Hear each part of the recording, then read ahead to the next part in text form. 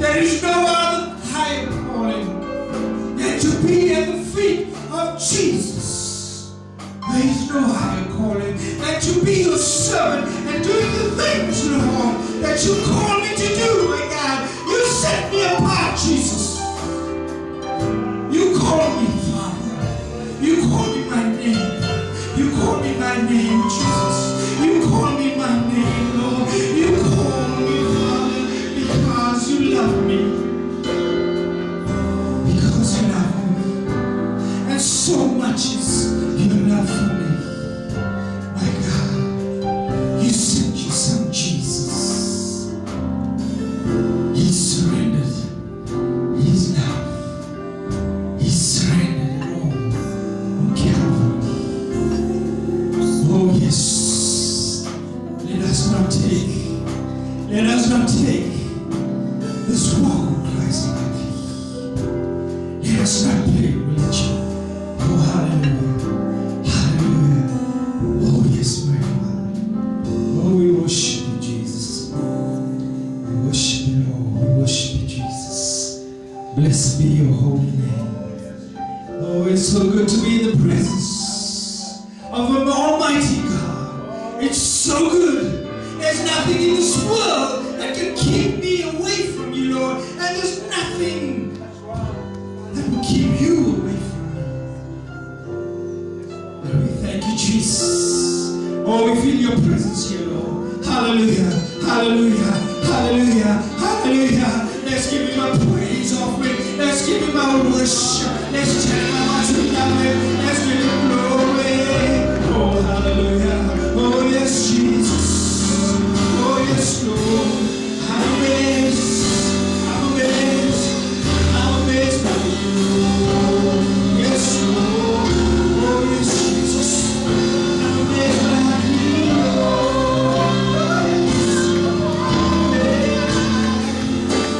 Oh, yes, Lord.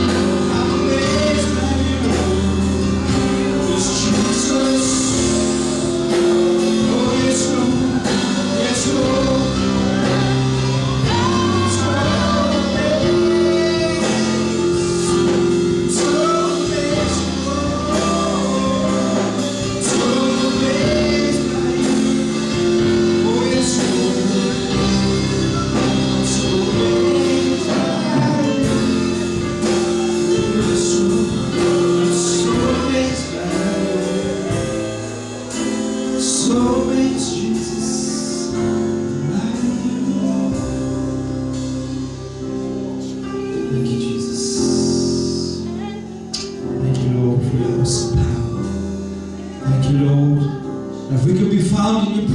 Today, right now in this place, because you have called us at this point in time, my God, because you have a word for us, Lord.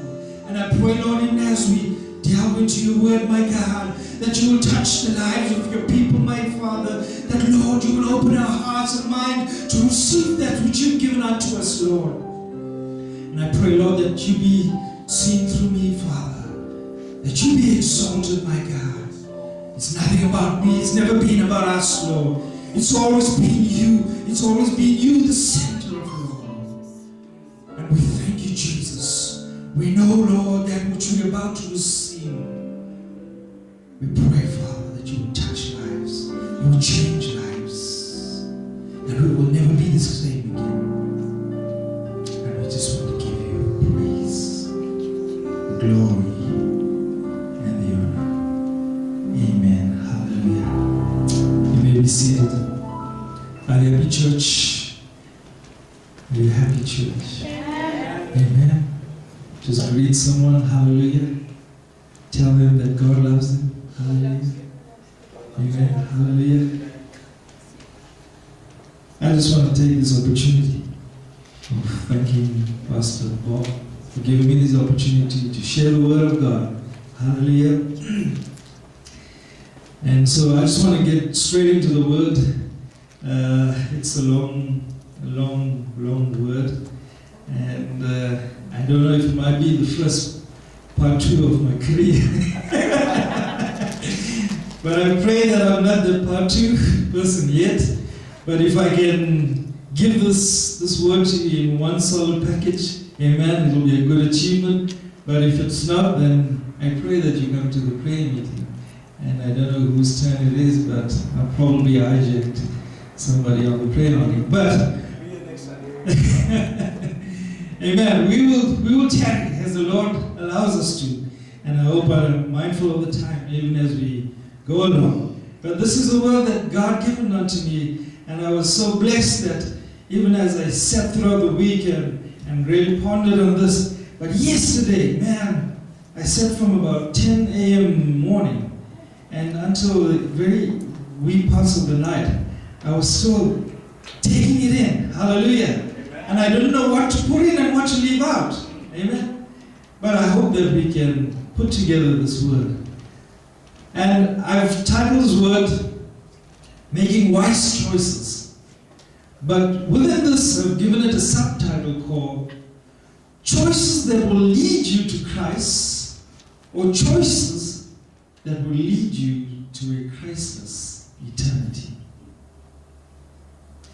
So, the mere fact that you are here this morning, the mere fact that you came here today, was a great choice that you made. You could have been at home, under the covers. It was a bit nippy this morning. You could have been touring the malls.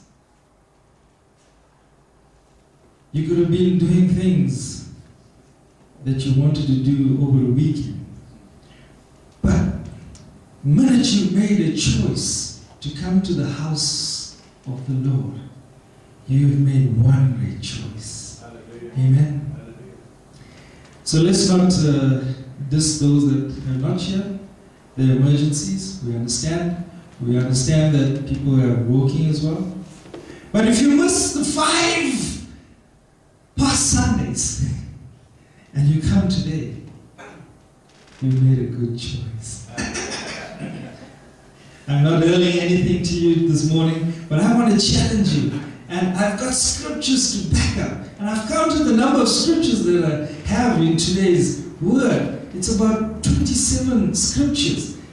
So everything that I say, I want to back it up by scripture. I want to make it authentic, that it's coming from God and not from man. Hallelujah. So quickly, I want to give you a quick introduction about 2 people in the Bible that were caught up with bad choices. But that's not the crux of my message. I quickly wanted, for those who are taking notes, we're going to talk about 2 people that made bad choices. There have been plenty of people in the Bible that made bad choices. But there's 2 people that I would like to touch on. But the crux of this message is based on 3 points. We have choices that we make in our everyday lives, right? And point number 1 is choices which greatly affect our lives. That's point 1. The second thing that I want to go through is suggestions for making wise choices, right? And the third thing I want to draw your attention to is responding to wrong choices. Let's go through that again. Choices which greatly affect our lives, suggestions for making wise choices, and responding to wrong choices. So I'm going to quickly touch on 2 people. And the first person is Lot. Anybody knows who's Lot? It's not the parking lot. But Lot was the nephew of Abraham. Alright? So we're going to look at Lot quickly. And we're going to look at David. So this is my introduction. So we're going to go into Genesis chapter 13. And we're going to quickly read from verses 8 to 13. Genesis chapter 13. And we'll read from 8 to 13. So I got it as well. And Abraham said unto Lot, Let there be no strife, I pray thee, between me and thee, and between my herdsmen and thy herdsmen, for we are brethren. Is not the whole land before thee? Separate thyself, I pray thee, from me. If thou wilt take the left, then I will go right. And if thou take the right, then I will go left. Verses 10. And Lot lifted up his eyes, and beheld all the plain of the Jordan, that it was well watered everywhere, before Jehovah destroyed Sodom and Gomorrah, like the garden of Jehovah, like the land of Egypt, as thou goest unto Zoar, 11. So Lot chose him all the plain of the Jordan, and Lot journeyed east, and they separated themselves one from another. Verses 12. Abraham dwelt in the land of Canaan, and Lot dwelt in the cities of the plain, and moved his tent as far as Sodom. Now the men of Sodom were wicked and sinners against Jehovah exceedingly. Amen. So quickly on context of Lot and Abraham. They moved away from Egypt, right? And Lot took his brother's son with him. Sorry, Abraham took Lot with him. And so Abraham and Lot dwelt together. But there came a time when their various herdmen started to bicker and quarrel amongst themselves as to which is the best pastures to graze. So Abraham heard of this and he said, well, it sounds like it's a problem because my herdsmen are fighting with Lot's herdsmen and we are fighting over grazing ground. So Abraham said to Lot, you choose where you want to stay. And wherever you choose, I will go the opposite way. So I'm not sure why Lot chose, but he chose the plains past the Jordan. And he moved his tent as far as Sodom. So here you see a story that's set before us. We don't know why Lot chose this land. And I call it probably because it was modern day Vegas. He saw something, bright lights. He saw something there that really he wanted. And Abraham was that man where he says, Lord, you choose first. I won't choose. And so Lot made a choice as to where to live. And here we find, as a result of his choice, and you can read it in Genesis chapter 14, for those who are taking notes. And because of his choice, or where he wanted to stay, Lot experienced war and kidnapping. So there were some foreign kings that invaded Sodom and Gomorrah, and they destroyed all that was in Sodom and Gomorrah. And these foreign kings have taken Lot prisoner. They kidnapped him. And also through Lot's experience, he experienced oppression and torment by the ungodly citizens of Sodom. Can we just get 2 Peter chapter 2, verses 7 and 8. But we will take our reading from verses 6 to 13. 2 Peter chapter 2. And you will see in verses 6 to 13. You can read that, but my main context there is on 7 and 8. But just to get some context as to the oppression that Lot endured. Do we have it? Let's read from verse 6. And turning the cities of Sodom and Gomorrah into ashes, condemned them with an overthrow, having made them an example unto those that should live ungodly. Verse 7. And delivered righteous Lot, sore distressed by the lascivious life of the wicked. Verse 8. For that righteous man dwelling among them, in seeing and hearing, vexed righteous soul from day to day with their lawless deeds. Verse 9. The Lord knoweth how to deliver the godly out of temptation, and to keep the unrighteous under punishment until the day of judgment.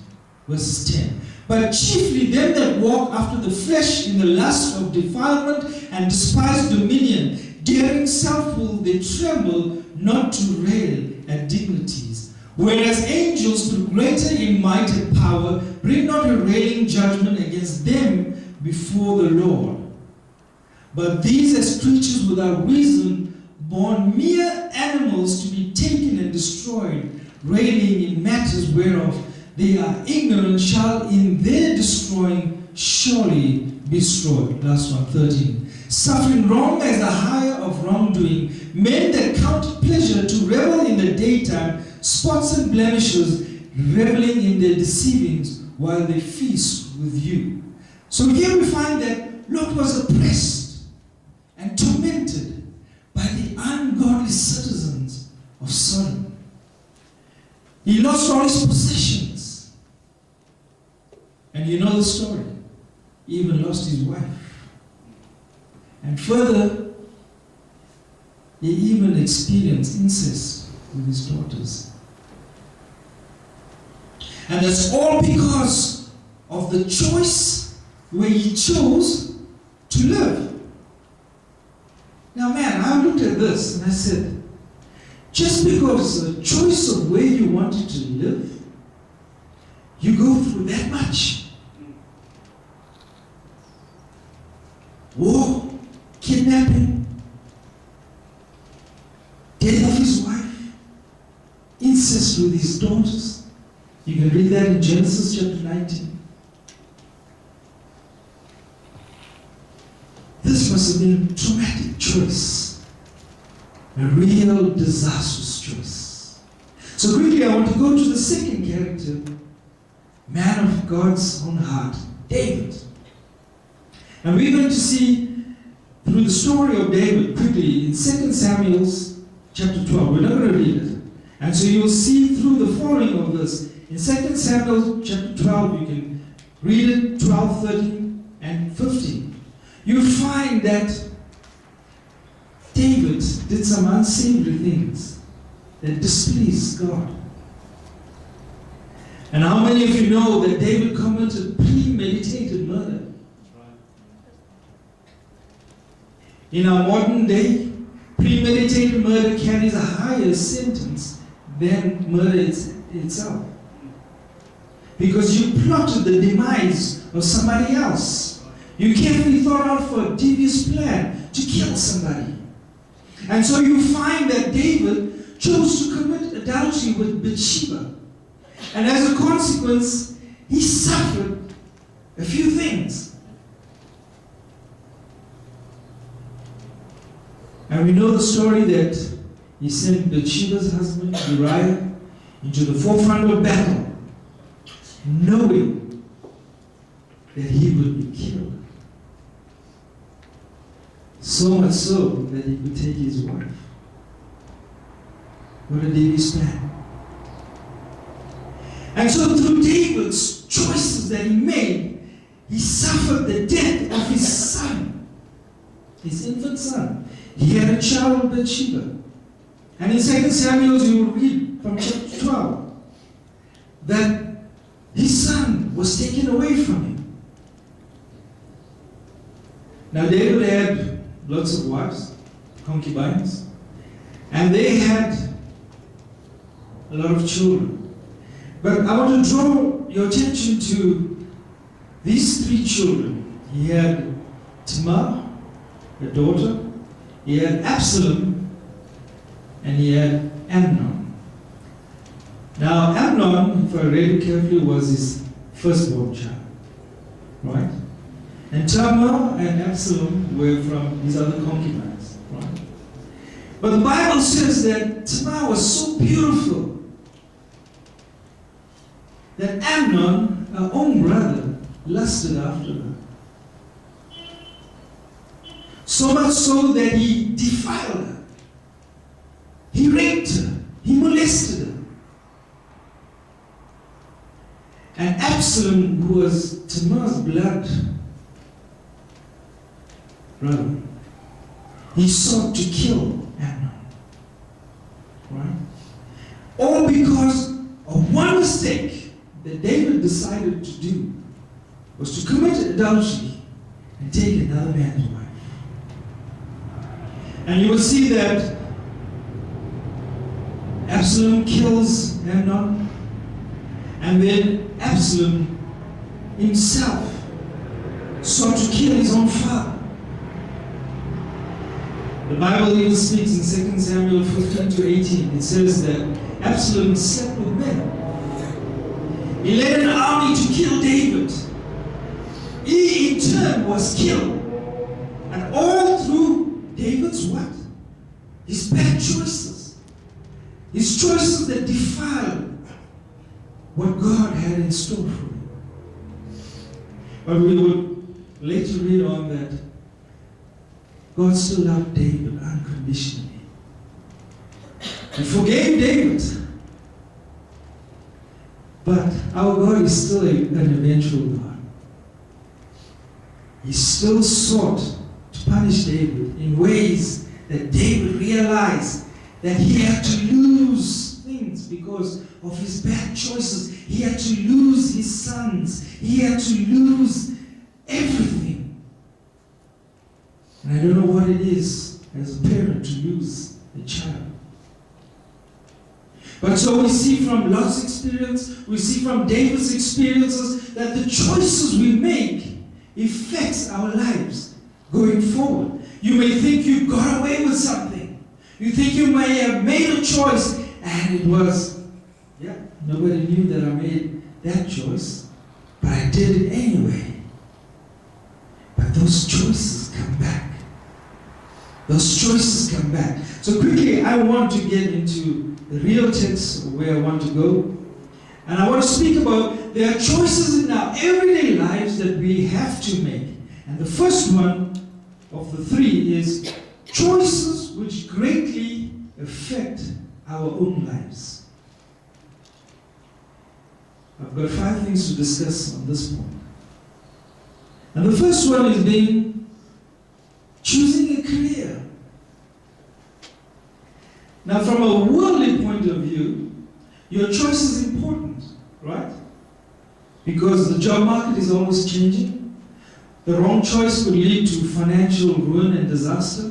Even it will lead to some physical or fiscal hardship, right? But more importantly, the choice can have a lasting effect, even on your marriage and family.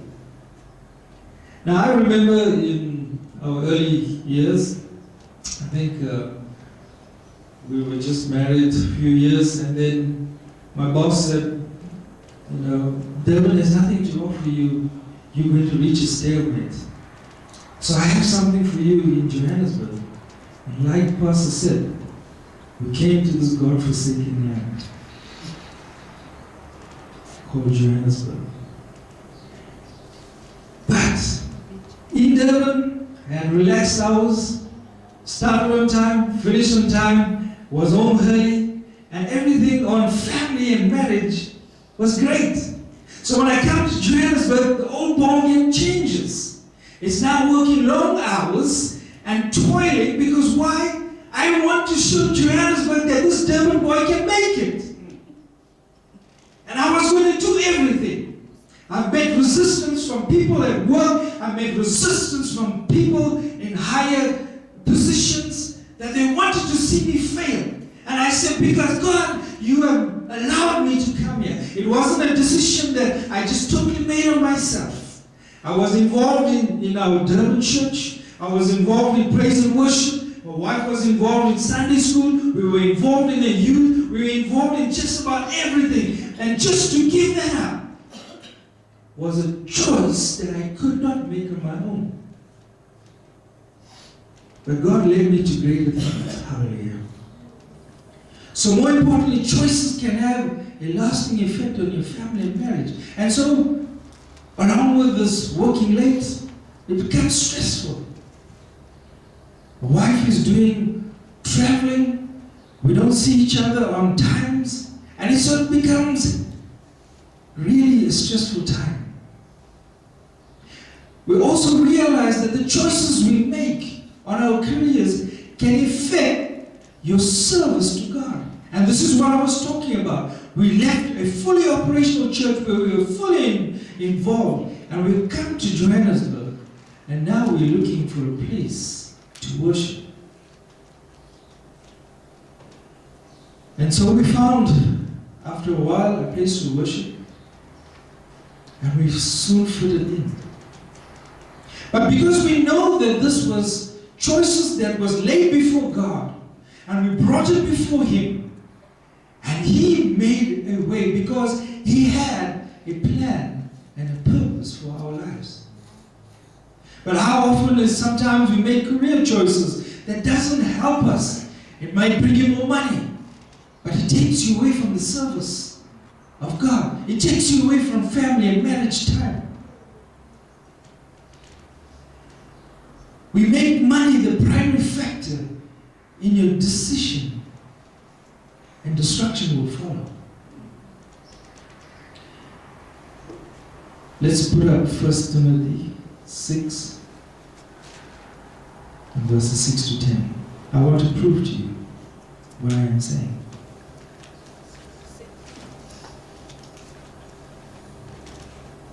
First Timothy chapter 6, verses 6. But godliness with contentment is great gain. For we brought nothing into the world, for neither can we carry anything out. But having food and covering, we shall be therein content. Amen? So wouldn't he not provide for you? Hallelujah. If you are making the right choices. Make the choice to honor God first, and you will be blessed. You can read that in Matthew 6:33. Making the choices to honor God first, and you will be blessed. The next point that I want to look at is choosing a life partner and a soulmate. This is the choice that everybody, every young man, every young woman will eventually make. Choosing the right person. So choosing the right person will determine to a great extent your degree of happiness. Let's look at Proverbs 12 verses 4. Amen? You marry the wrong person? You will have hell on earth. Amen? Hallelujah. But let's look at Proverbs chapter 12 verse 4. A worthy woman is the crown of her husband, but she that maketh shame is as rottenness in his bones. Now I want not only to discriminate against women, but I want every man to put his name where he finds the context of the female. So a worthy Jared is the crown of his wife, but he that maketh a shame is as rottenness in her bones. So what am I saying in church? Making the choice about a lifetime partner is essential. I'm glad I've got a good wife. Amen. I can shout it out. Hallelujah. Marry the wrong person, and you'll have hell to pay. I want you to remember that choosing a life partner, it's a permanent decision. It's not something like you go and say, I picked something wrong, I'm going to change it in the next month. It's not like going to Markham's, choosing a suit, you bring it home, it doesn't fit, it looks nice on the mannequin, but bringing it home and trying it on you doesn't look right. You have an option to go and return it. Just to give you something to laugh about. So there were times when my wife really was going through illnesses and illnesses and illnesses, and we just had to bail out. So there came a point I said, well, you know what? I have to return you to the sender. Amen. But it's permanent.